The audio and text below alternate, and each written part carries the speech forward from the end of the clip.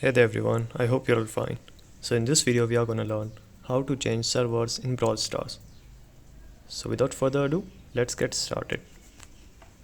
So if you want to play in another country and you want to have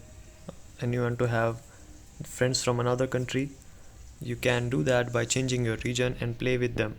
So I will show you how you can do that. You just need to click on the hamburger menu here on the top right corner, and then you need to go to settings, and as you can see there's an option called location.